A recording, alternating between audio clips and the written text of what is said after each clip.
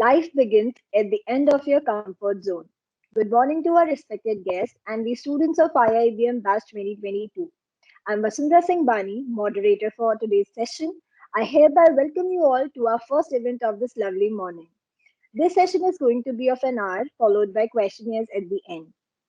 In this session, we are going to have few insights on how to go about a startup. We will get to know about the life journey of a successful entrepreneur and also going to receive highlights on career prospects in international job opportunities. It gives me an immense pleasure to introduce you with our guest for this session, Mr. Basab Banerjee, co-founder of Magic Billion. A master's in operations management from Chennai University, Basab is a technical and vocational education training expert, leadership coach, and team building facilitator with more than 3 decades of diverse experience in armed forces, supply chain management, operations, telecom, information technology, enabled services, retail and public-private partnerships. Prior to founding Magic Billion, Basab was working as an expert on global talent mobility with the Ministry of Skill Development, Government of India, and National Skill Development Corporation (NSDC) in 2017. In this capacity, Basab represented India at various governmental and corporate forums internationally. He was also advisor to the Asian Development Bank (ADB) on skills and worked on projects in various states in India and also in Bangladesh. He played an important role in developing skill strategies in states of Odisha, Kerala, and Himachal Pradesh. Till August 2014, Basab was working with National Skill Development Corporation (NSDC) as head of standards and quality assurance and set up 31 sector skill councils in sectors like automotive, retail, BFSI, etc. He spearheaded India's ambitious program of vocalization of schools and higher education, as well as operationalized India's national skills qualification framework. Before NSDC, Basab was Senior Vice President and Head Talent Transformation in Reliance Retail. He also brings experience from international BPOs, leadership and training organizations, and Bharti Airtel, a leading telecom company in India.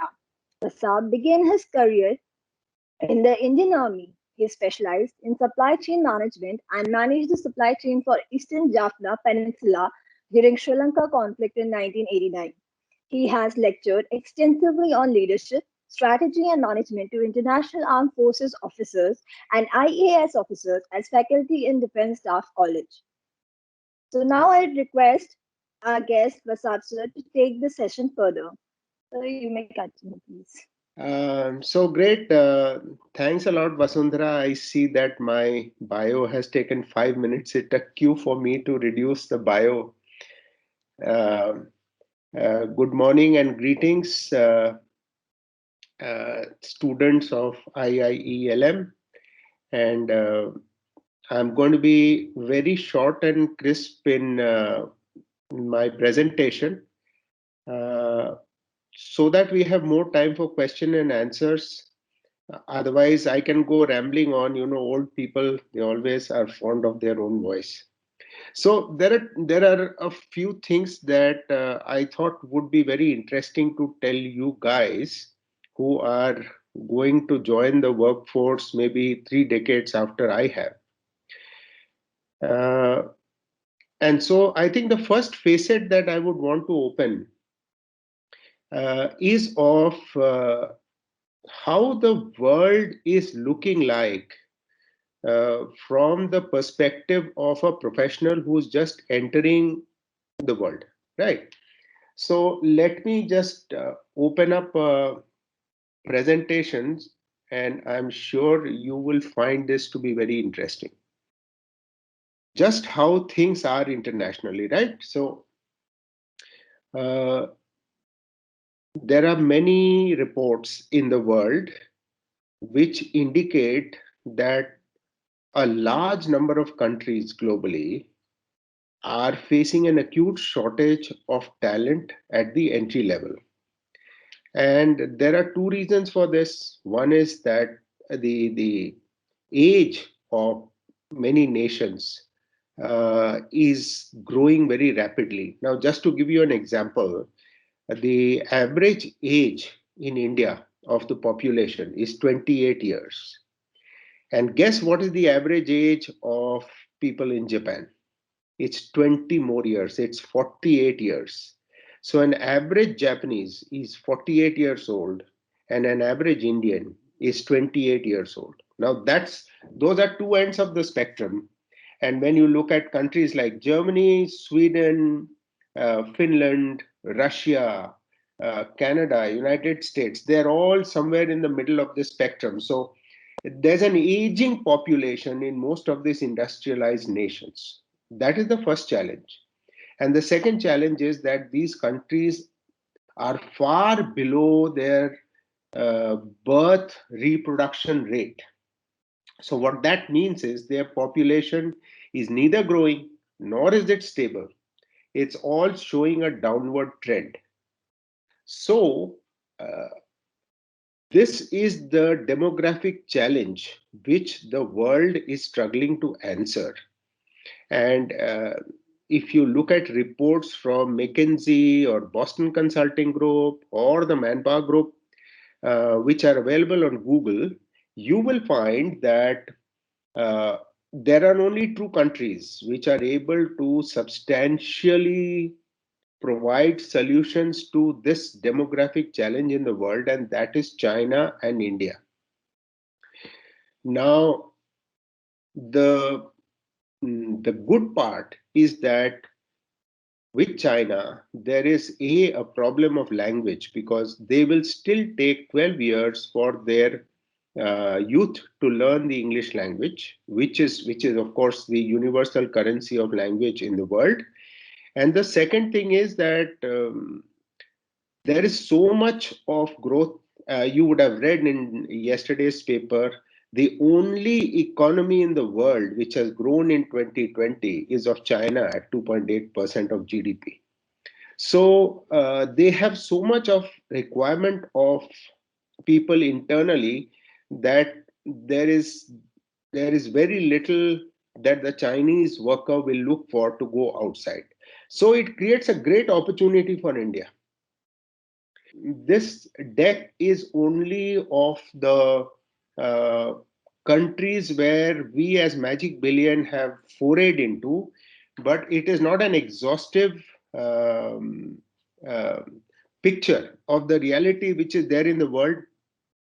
Every day we are getting very, very interesting uh, queries from all across the world. Just yesterday, you will not believe the country from where we got a request for talent. It's a country called Croatia, and there's a lot of requirement of manufacturing talent in that country. So the onion is just beginning to unpeel, and as professionals who are entering uh, professional careers, it is important for you to keep an eye on the global talent scenario. And there are a few reasons why you must do this. First and foremost is that a global exposure to a professional allows that person to have a macro view of how businesses are run. So whether it is people, whether it is process, whether it's technology, whether it is finance, these are the four big buckets of any business: people, process, technology, and finance. Each of these, when you work in a global framework, you're able to widen your horizons tremendously. So that is one reason. The second reason is, like it or not, today's world is extremely interconnected, and tomorrow's world will only work with interconnection. But to make an interconnected world work requires a global worldview, which you can only acquire if you work in a global scenario. What does it give you? When you work in a global scenario, naturally the turnover of the business in which you're working is more. The complexity of the business is much more, but the rewards that you get is that your your exposure, your salary, your lifestyle, your comprehension of business goes into a totally different level. And that is why when we as Magic Billion uh, send Indian professionals overseas, after 2 years, we ourselves can't recognize those people because they have so enhanced themselves in terms of their skills, their competence, their knowledge, their understanding of businesses, that uh, we feel stymied in front of them because they've got so much of experience. So so that's the beauty, and that's what we were talking about. uh, Now look at the countries which are mentioned: Canada, United States, 39 countries in Europe, 12 countries in the Gulf Cooperation Council, Japan, Australia, New Zealand. And these shortages is across multiple job segments. So we have sent people in agriculture, we have sent people in manufacturing, we have sent people in services, across the entire spectrum. Of course, IT professionals. And to the right, that's the exciting part. You people comprise the largest skilled and certified workforce in the world. 400 million, soon to become 600 million people. Can you go to the next slide, please?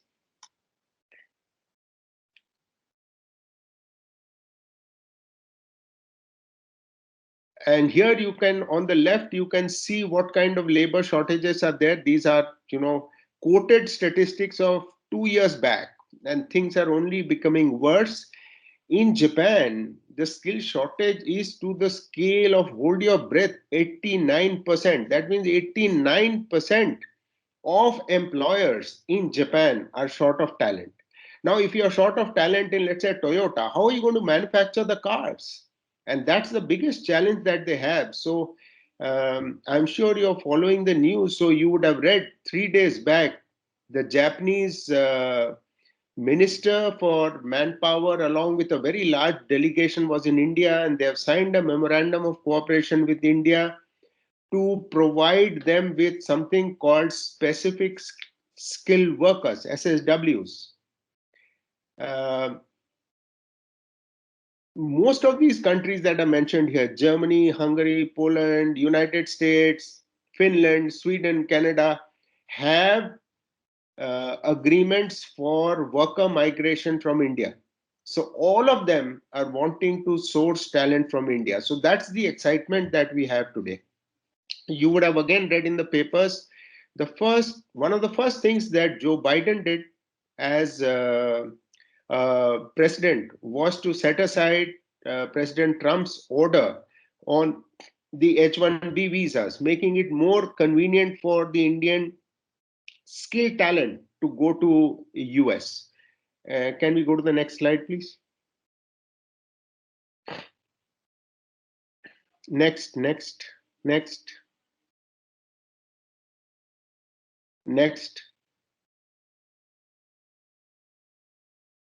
Now, this is one slide which will tell you what is the depth of engagement that can be done with these overseas companies which are short of talent.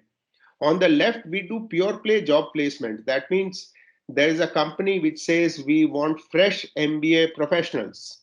So we will just come to an to an institute like IIELM, and we'll say, look, we want fresh MBA graduates for let's say ThyssenKrupp in Sweden, or for BMW in Germany, or whichever. And to the right is another interesting part, and that is there are a lot of countries, and we are doing this with Germany and Japan extensively. They would want talent like you to come to their country, do a bit of training over there to understand what kind of work or what are the processes of work which happen in that country, and then you get a placement over there. So you get an offer when you're in India, you learn a little bit of their language, especially in countries like in European countries and in Japan. And then you go there and you start working, and it's a very, very long-term engagement that can be done with them. Next, next, next, next. So you can see we are a startup, and we'll be giving the story of the startup next to this. But you can see that just in 2.5 years, we have sent 1,800 youngsters like you to 10 countries in more than 20 trades. And you can see from left to right what are the trades in which we have sent people. So if you look at management graduates, that has only gone in the field of agronomists and in healthcare. So these are the two areas where high-end professionals have gone. Others are all very skilled, but they are at the floor level. Next, and you can see in just 2.5 years, that's the kind of footprint that we have been able to get. So what are we saying really? What we are saying is that young professionals like you need not have your radar only focused to India. Please look for global opportunities. Look to go and conquer the world. You will earn at least 12 times the salaries that you will get here. Your professional world will explode. You will be working in a different dimension. By the time you are 35 and 40, you will be employing 20 to 30 people and giving them lives and careers. So that was the reason for showing you these PPTs. So I think we can close this now. The other slides are not relevant for this audience. Thank you, Vasundhara. No Now, problem, sir. rest of the part about the overseas opportunities we will cover during question and answers. On entrepreneurship, uh, as per the request of your faculty, I will say three things. One is about passion. Don't do entrepreneurship because there is no job. Don't do entrepreneurship because you have money. Don't do entrepreneurship because others have made money there. Don't do entrepreneurship because you are very tech savvy. Don't do entrepreneurship because there's an incubation cell in your college. None of those reasons will make you grow a successful startup. You can only be successful in a startup if you have passion. So the first thing is passion, and the second thing is competence. You must have some amount of knowledge about the field in which you want to be an entrepreneur. If you don't have, you please get someone who has that knowledge. For example, there are 13,000 startups today which are into what is called the e-commerce sector. Now, in the e-commerce sector, you would be very surprised to know that the largest number of startups registered with Government of India are in the payment space.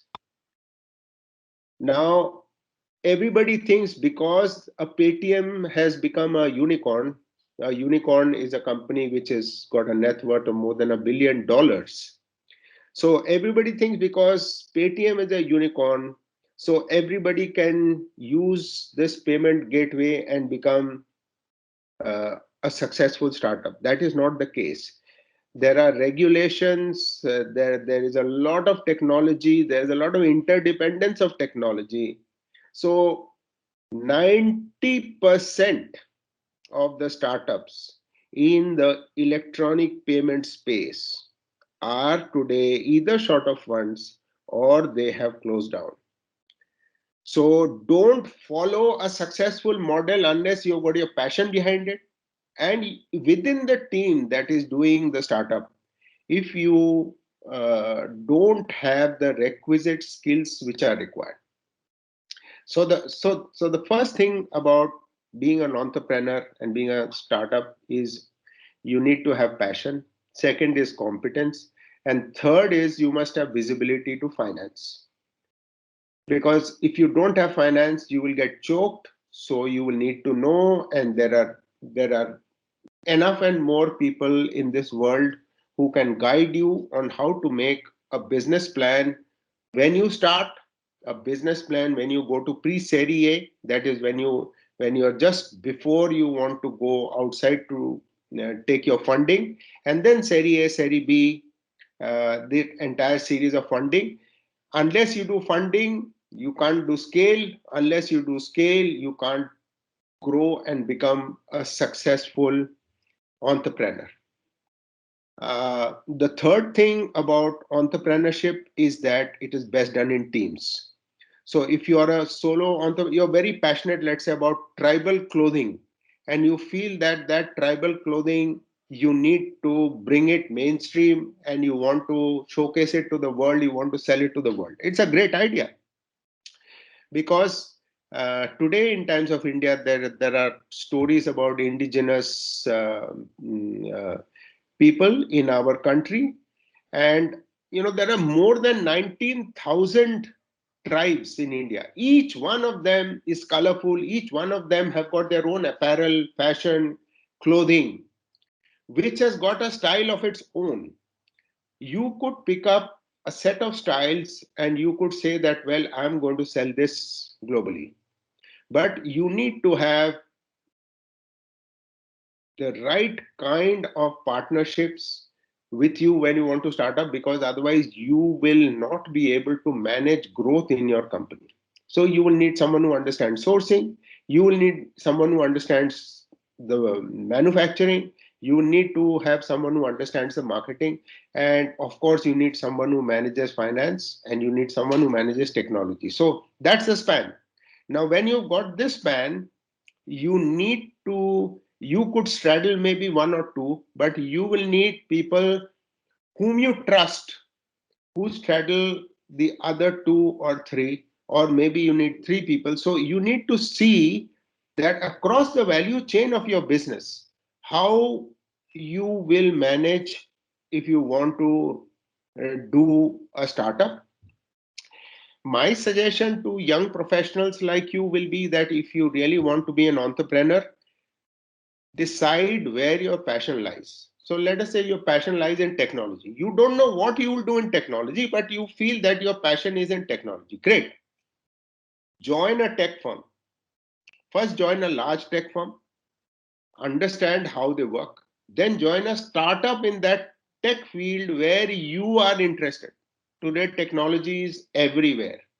Even how COVID vaccine is being distributed pan India is on a tech platform. So everything is tech. Decide where. So once you're finished with your large tech firm, 2 to 3 years, then go and join a startup or a small tech firm which is in that space where you want to be. That's the second thing. And once you've finished that, then you are ready for your startup. Then take a year, chill, think, strategize, and then start. So that's my two pennies on startup. There are many things that can be spoken, but that can only be spoken once there is some clarity on what you people want to do. So Vasundhara, Mayuresh, I think I have spoken all that I feel I should. Now I'm ready for questions. Okay, sir. So we can take up questions. I have few questions for you, which I accommodated from the students, as well as students. If you have any questions, you can raise your hand, and then you can unmute your mics. Uh, so, sir, my first question for you is, so what kind of jobs are in high demand in overseas? That's a very good question.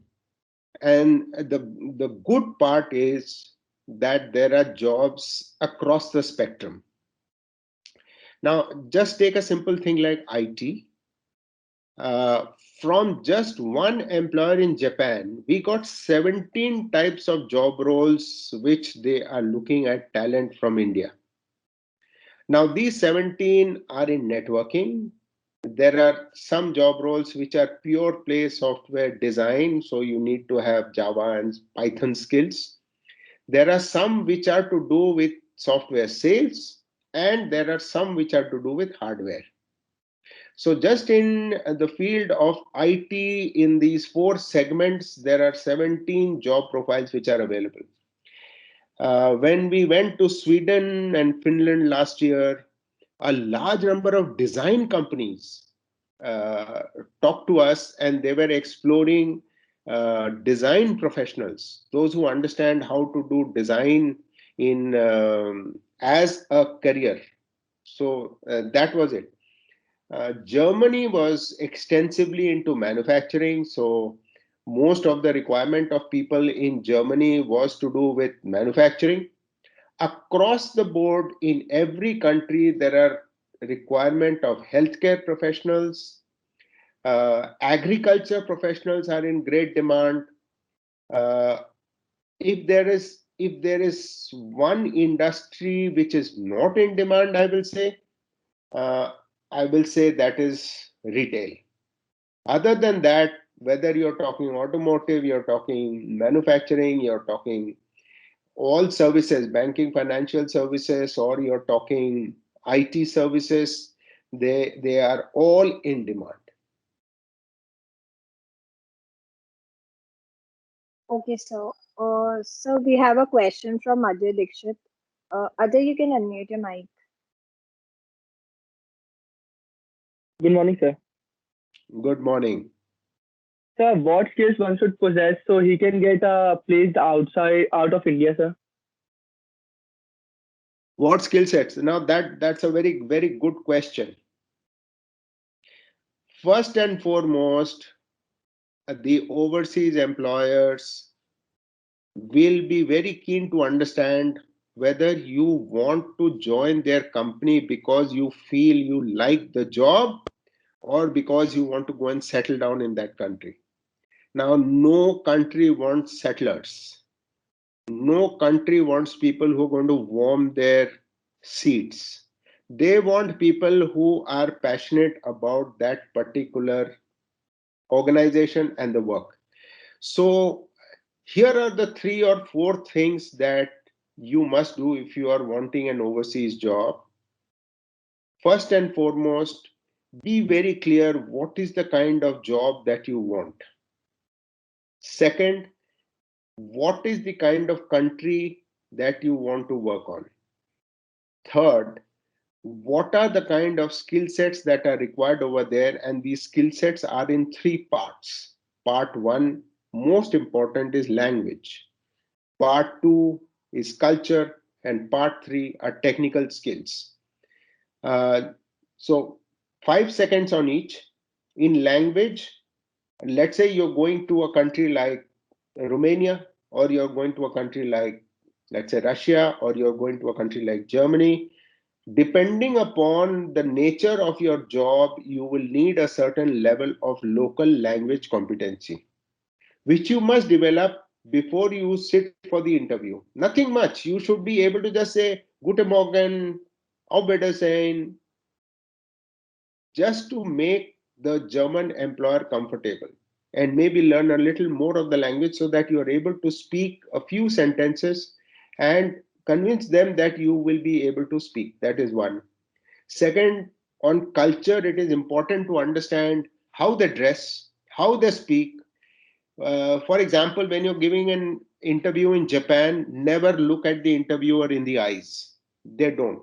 In their culture, they follow the Buddhist culture, so you always look down when you're talking to people. They'll also look down, and they're very respectful. Whereas if you're talking to a German employer, you're talking to a Swedish employer, you're talking to a Canadian, if you don't look in their eyes, they will say, "Ye to shady hai banda. He's not he's not the right kind." So that culture needs to be understood. And the third is the skill sets which are required for the job. So, for example, uh, finance professional, a fintech professional, let's say in India, and a fintech professional in Norway or in Canada or in US, there will be a gap in the skills that you use. What the software language that they use, you may be using Finacle over there.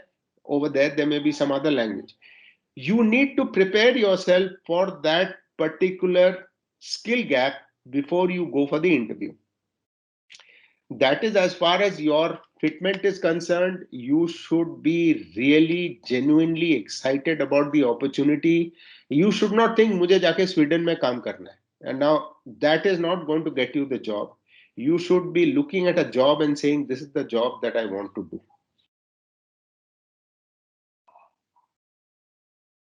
Sir, I had one more So, question. Yeah, go ahead. Sir, yeah, yes, sir. Sector will give the most opportunity to get the foreign exposure, sir. I couldn't get the question. Sir, which sector will will give the most opportunity to get the foreign exposure, sir? I think today IT, without doubt. Second is manufacturing. So when I'm saying manufacturing, I'm looking at machine parts. I'm looking at automotive. I'm looking at FMCG. Right. So manufacturing over there. That is the second part. Third would be hospitality. Huge demand for hospitality professionals. And the fourth will be healthcare. So these are the four segments which are hot. so we have got one more question from Avinash Potnuru. Avinash, you can unmute. Am I audible, sir? Yes, yes. Sir, one basic question from my side is that every student in every teenager, they plan to go US for studies. They plan to go US for job. I want to know that what is the difference between Indian job and education and foreign job and education? Is there any difference? That's a great question, Avinash. But it merits a very long answer. See, every country is different. In India, every state is different. So, uh, so there in the world, with my limited understanding, let's talk about education first. Then we will talk about jobs. In terms of education, there are three clear uh, uh, schools of thought as far as higher education is concerned. I'm not talking about school education, I'm talking about higher education, that is college and above. US, Canada are very practical. So everything is oriented to how you will utilize that knowledge of higher education to excel or to get into the world of work. But if you're going to do your higher education in Europe, then it's a classical school where theory becomes more important. So, whether it's UK or it's Italy or it's France or it's Germany or it's um, Sweden, most of these places have got very good B schools and other learning schools.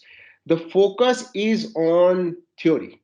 So they feel that if you understand the theory, then your nuts and bolts are in place, then you will be able to grow. And then when you go east and you go to Singapore or you go to Japan, then or to Australia, it's a mix between the theory and practical. So there is a kind of a blended learning curriculum over there. They are slow with their teaching, but they are not as slow as the classical European model. So they speed up in the final semesters and they get you ready for the world of work. Those are the three layers. So if you look at India, you've got Ashoka University and they're not today. So they are in that classical mold, which is there in Europe. But there are organizations like yours, institutions like yours, which are more on the US model, where quickly you are shaped from your world of study to the world of work. Now, as far as jobs are concerned, um, Europe is typically manufacturing. So 80% of the work in Europe is manufacturing, and surrounding that is this 20% layer of services jobs, where hospitality and healthcare are the two very, very important facets. UK BFSI is very big, banking, financial services, and insurance. So you know that it's a financial hub of the world. So UK is there. There's a little bit of manufacturing, a little bit of hospitality, but UK is there. As far as Canada and US is concerned, US is primarily tech. It's the tech capital of the world. And don't let anybody fool you. It's tech, tech, and tech. Canada is a mixed bag. Canada has got a lot of agriculture, it's got retail, it's got a lot of healthcare requirements. Canada is a place which has got such a huge requirement of immigrants and people from outside that pretty much they invite you, if you've got a certain level of competence, to come settle down and then decide what you want to do. So it's a very different kettle of fish. If you Google manpower requirements Canada, you will come up with very, very interesting articles. Thank you, sir. Oh, I'm clear. so one question that I have got from students is, what, according to you, what will be the job situation post-COVID in UAE? In UAE, okay, so on COVID and post-COVID world will have more jobs than pre-COVID world. First statement. Post-COVID world will need people who are flexible, adaptable, and multi-skilled with multitasking capabilities.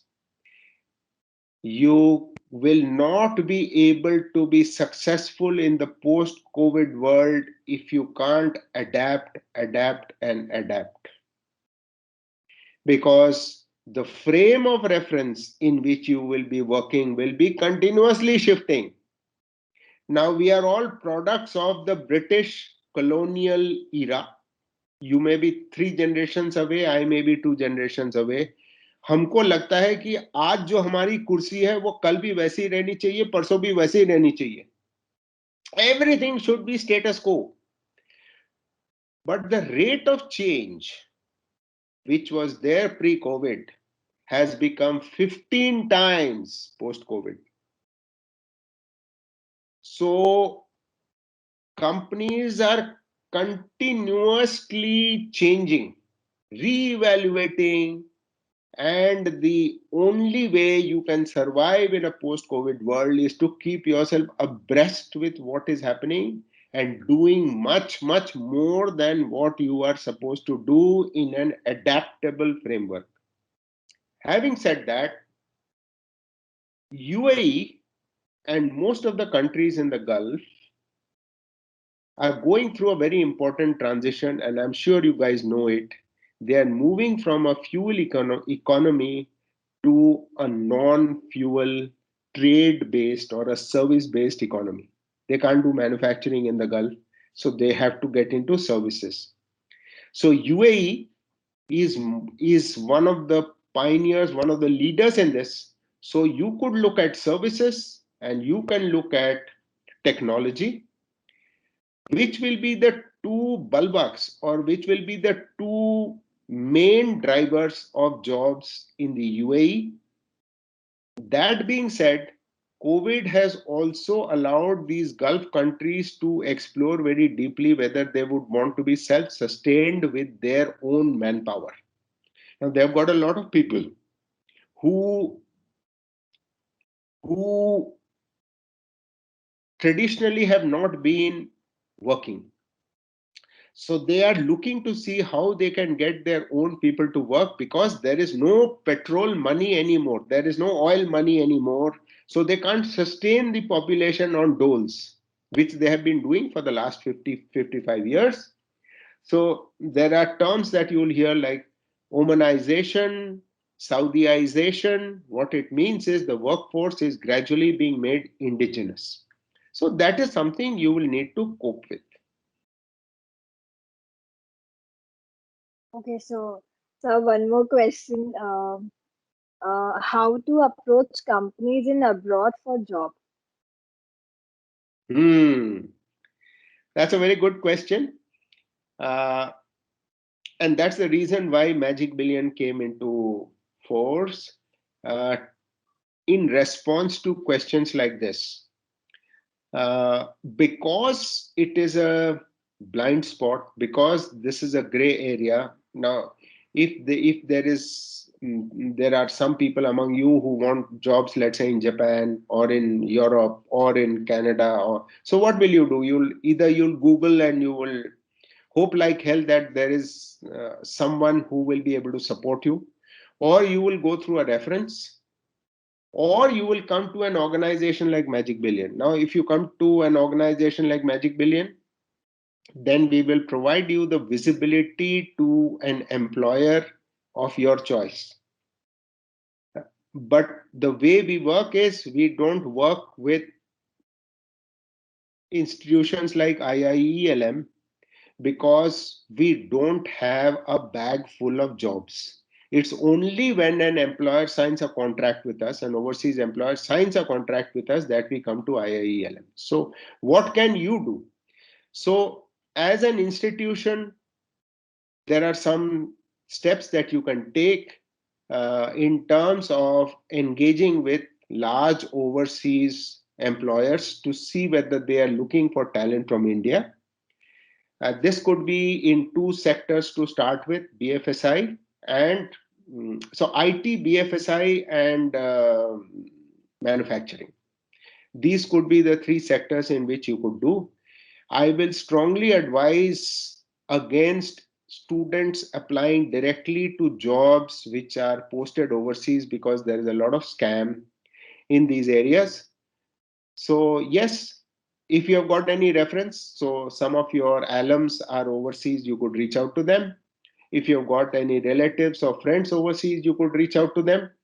If you have got your uh, um, your institution advertising some jobs, you could reach out to them, or you could reach out to organizations like Magic Billion, which are registered with the Government of India, to explore whether there are any opportunities overseas. Okay, sir. Thank you so much, sir. So I think there are no more questions left, and shall we conclude the session now? Thank you very much. It was a pleasure interacting with the mm, uh, what do we call them? They are young professionals, but you call them students. And with you, Vasundhara, and of course, Mahvesh. Thanks a lot. Okay, sir. So thank you so much, sir, for this wonderful and info session. It was full of knowledge and liveliness. I'm sure students would have learned a lot from your shared experiences and would have enjoyed this session to the core. Best wishes to your future endeavors, sir, with the hope of meeting you again. And thank you so much, students, for attending this session.